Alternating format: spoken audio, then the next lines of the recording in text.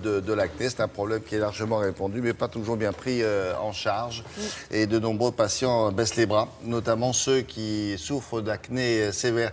Alors, que dit cette enquête outre cela? Alors, donc effectivement, ces chiffres assez impressionnants. Donc, ce taux, donc on voit à peu près 60% de la population va souffrir d'acné. Ce taux grimpe à 73% pour la tranche des 15-34 ans. Mais vous l'avez dit, hein, ça ne concerne pas l'acné que les adolescents, ça va bien au-delà. Et puis, cette enquête montre aussi qu'il y a certaines idées reçues finalement dont il ne faut plus tenir compte. Par exemple, l'acné, et on retrouve à peu près les mêmes chiffres dans toutes les régions de France, qui montrent bien, par exemple, que l'ensoleillement ou le manque d'ensoleillement, finalement, ne sont pas vraiment en cause dans ce problème dermatologique. Cette enquête montre aussi que les patients consultent majoritairement un dermatologue, 52% d'entre eux. Certains ne vont voir que le généraliste, mais il y a quand même plus de 30% des patients qui ne vont pas consulter du tout. Alors, soit ils se traitent seuls, soit ils ne se traitent pas. Même 11% de ceux qui ont de l'acné sévère, c'est-à-dire un acné qui est quand même handicapant, et l'enquête le montre. L'acné a des répercussions très négatives. L'acné dégrade l'image de soi, l'acné est même vécu comme un handicap dans la vie sociale, dans la vie personnelle. Et bien, quand même, il y a une frange importante de patients qui ne se traitent pas. Ils baissent les bras, comme vous l'avez dit, c'est-à-dire ils ont l'impression qu'il n'y a rien à faire contre ces une sorte de fatalité. Voilà, il y a une fatalité, c'est comme ça. Voilà. Et pourtant, effectivement, il y a des traitements, aussi bien pour les acnés modérés que pour les acnés sévères. On écoute les conseils d'un médecin dermatologue. Madame Godillet, vous venez ? Pour bien comprendre le traitement de l'acné, il faut connaître l'origine de l'acné. C'est une maladie de la glande sébacée qui, au moment de l'adolescence, est stimulée par les hormones mâles, ce qui produit un point noir, puis un point blanc et des gros boutons rouges qui peuvent, dans certains cas, faire des cicatrices.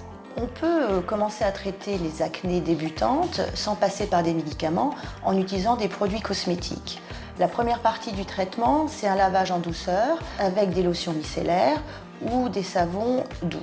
La deuxième partie du traitement, c'est d'appliquer sur le visage des crèmes à base d'acides de fruits qui vont faire un petit gommage et qui vont éliminer ces points noirs. Quand l'acné devient plus sévère, on utilise des véritables médicaments qui sont des crèmes à base de vitamine A acide ou des crèmes à base de peroxyde de benzol qui vont avoir une double activité de faire sauter ce petit bouchon et d'empêcher ces boutons de devenir des gros boutons rouges. Depuis que Diane 35 a été retirée du marché, chez certaines femmes, effectivement, c'est problématique parce qu'elles étaient extrêmement bien équilibrées avec sa pilule, qui avait deux composés, qui avait un œstrogène, mais aussi l'acétate de cyprotérone, qui est la molécule qui était anti-acné. Cette molécule, on la trouve sous forme de comprimé, et maintenant, ce que l'on fait, eh bien, on propose à ces femmes de prendre un demi ou un quart de comprimé de cette molécule, qui est donc l'acétate de cyprotérone, avec la pilule que leur a proposée leur gynécologue. Pour les acnés très sévères qui ont résisté aux traitements antibiotiques et aux crèmes, on leur propose une molécule qui est l'isotrétinoïne, aussi bien chez les hommes que chez les femmes. L'inconvénient chez les femmes, c'est que si elles sont enceintes, ça fait des malformations, donc c'est impératif de prendre une contraception. Et le test de grossesse, mais c'est une molécule qui est extrêmement intéressante, car dans 80%, elle guérit définitivement nos patients. Au revoir. Au revoir, bonne journée.